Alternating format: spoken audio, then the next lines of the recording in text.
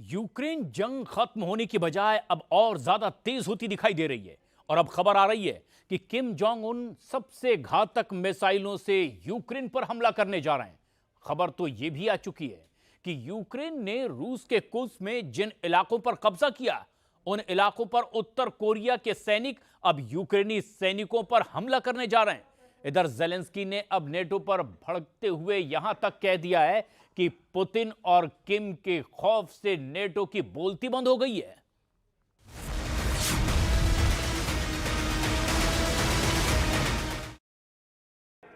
Ура!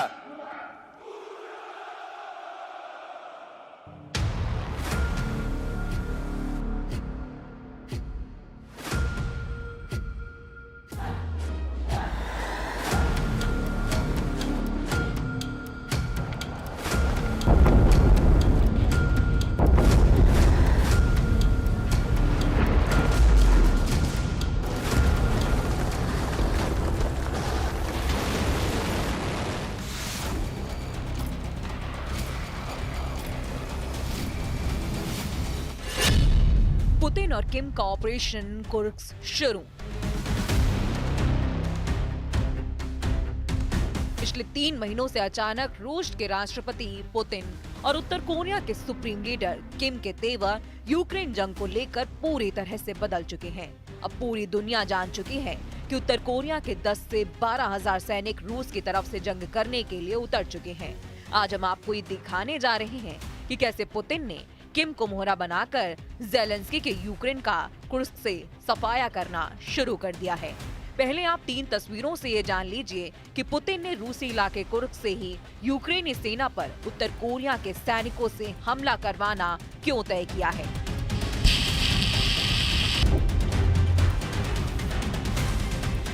इन 3 तस्वीरों में कुर्स्क में यूक्रेन की तबाही और बर्बादी की कहानी छिपी है। हम आपको बता दें, यूक्रेन इसी साल 6 अगस्त 2024 को रूस के कुर्स्क इलाके में घुसकर रूसी सेना और इलाकों पर हमला किया था। उस वक्त यूक्रेन के नए सेना प्रमुख जनरल कर्नल ओलेक्सेंडर सिरस्की ने दावा किया था कि कुर्स्क से ही रूस की हार शुरू हो जाएगी। लेकिन 60 दिन के बाद ही पुतिन ने कुर्स्क में ऐसा पलटवार किया कि यूक्रेनी सेना अपने बंकर और मोर्चे छोड़कर भाग खड़ी हुई। पहली तस्वीर में पुतिन के कुर्स्क बदले की पूरी डिटेल छपी है, जबकि दूसरी तस्वीर में कुर्स्क में उत्तर कोरिया के सुप्रीम लीडर किम ने जंग में अपने सबसे माहिर 8,000 लड़ाकों को उतार दिया है। यानी पुतिन के किम के लड़ाकों को इसलिए कुर्स्क में उतारा है ताकि जेलेंस्की, बाइडेन और नेटो के 32 देशों के राष्ट्र प्रमुखों को ये दिखाया जा सके कि जिस रूसी इलाके कुर्स्क पर यूक्रेनी सेना ने नेटो के हथियार और सैनिकों के बल पर हमला किया था, उस कुर्स्क से रूस उत्तर कोरिया के साथ मिलकर यूक्रेन का सफाया कर रहा है। पुतिन और किम का कुर्स्क से डबल अटैक। नक्शे पर नजर गड़ाए जेलेंस्की ये समझने और जानने की कोशिश में है कि किम और पुतिन के डबल अटैक से कैसे निपटा जाए। अभी जो हालात चल रहे हैं उसके हिसाब से यूक्रेन के लिए बड़ा मुश्किल है कि वो नेटो के दम पर रूस और उत्तर कोरिया के सैनिकों का एक साथ मुकाबला कर पाए। खुद जेलेंस्की नेटो और पश्चिमी देशों पर भड़क रहे हैं।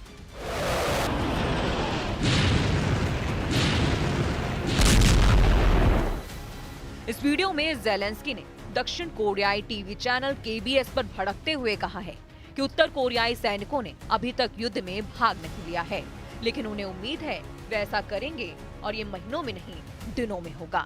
जेलेंस्की ने यहाँ तक नेटो और पश्चिमी देशों पर आरोप लगाते हुए कहा है कि पुतिन पश्चिम की प्रतिक्रिया की जांच कर रहे हैं और मेरा मानना है कि इन सभी प्रतिक्रियाओं के बाद पुतिन निर्णय लेंगे और टुकड़ी बढ़ाएंगे।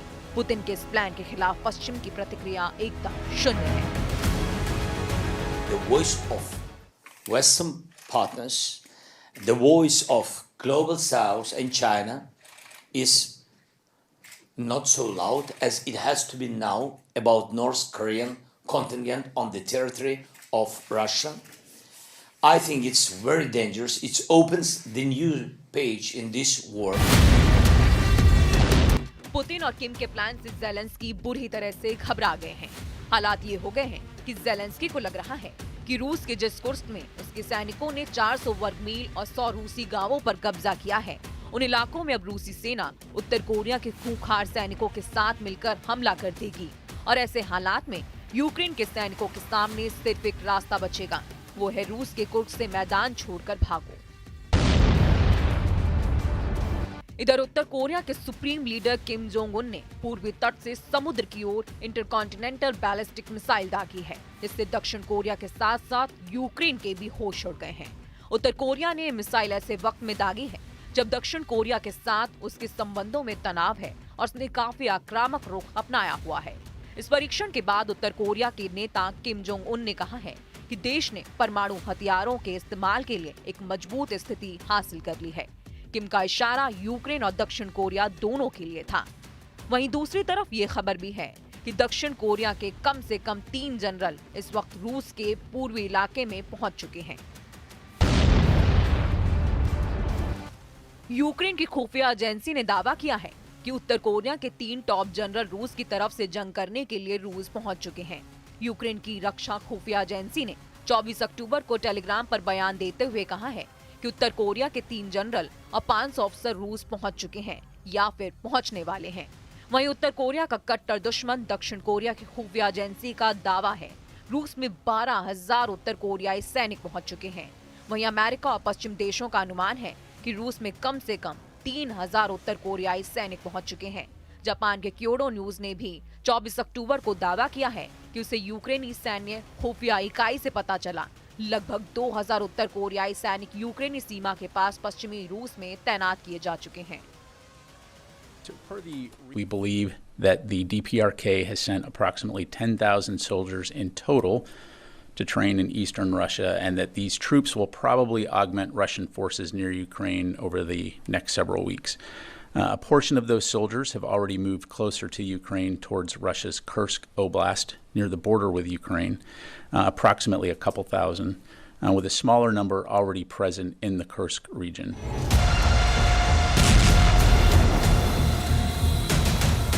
जरा उत्तर कोरिया के supreme leader Kim Jong Un का ये वीडियो देखिए, जिसमें वो अपने सैनिकों, कमांडरों और टॉप जनरलों को यूक्रेन जंग के बारे में ब्रीफ कर रहे हैं। किम को साफ तौर पर देखा जा सकता है कि परेड का निरीक्षण करने के बाद किम उन टॉप जनरलों और कमांडरों के बीच में मौजूद हैं।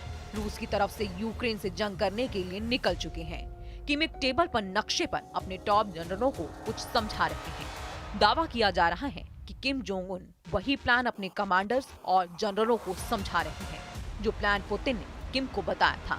तस्वीरों में साफ तौर पर देखा जा सकता है कि किम एक वॉर ग्रुप में एक टीम के साथ मौजूद हैं जो यूक्रेन पर हमला करने जा रही है।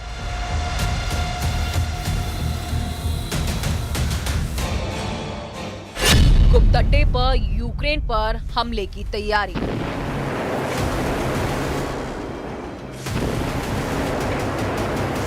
रूस और उत्तर कोरिया के सैनिक मिलकर यूक्रेन पर कई जगह हमला कर चुके हैं और कई इलाकों पर हमला करने जा रहे हैं।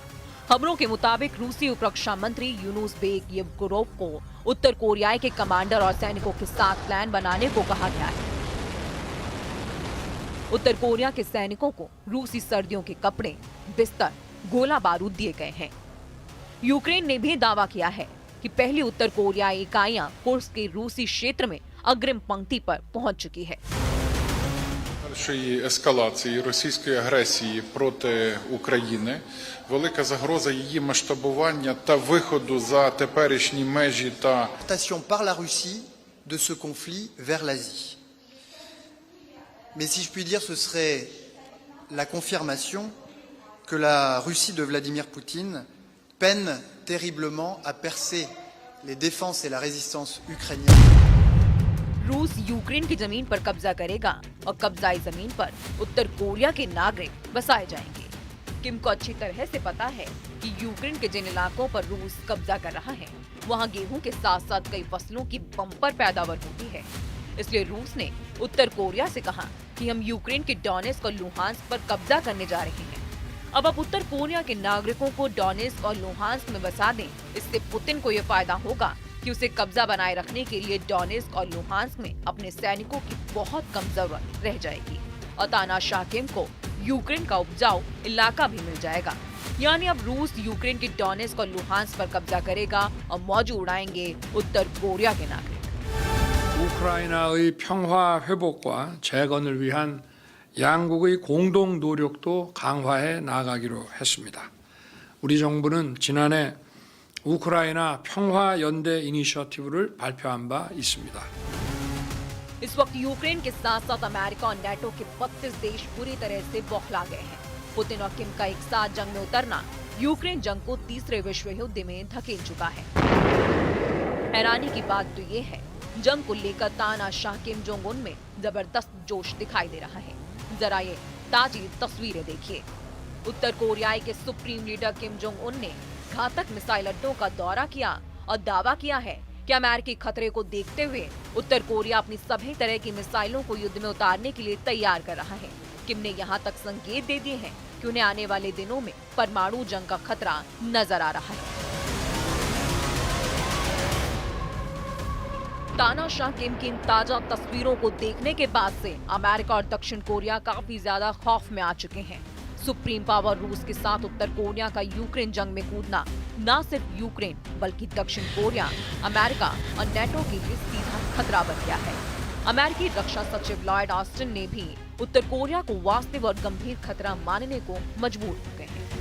We'll have more for you on that later, but as we continue to look at this, there is evidence that there are DPRK troops, in Russia. Ukraine, America और नेटो के लिए दिक्कत ये है कि अब रूस के साथ बेलारूस और उत्तर कोरिया सीधे सीधे जंग में यूक्रेन के खिलाफ उतर चुके हैं। ज़ेलेंस्की कह ही चुके हैं कि यूक्रेन के खिलाफ अब एक साथ 3 देश जंग कर रहे हैं। अब ऐसे हालात में रूस को यूक्रेन और नेटो कैसे रोक पाएंगे, ये देखना काफी दिलचस्प होगा।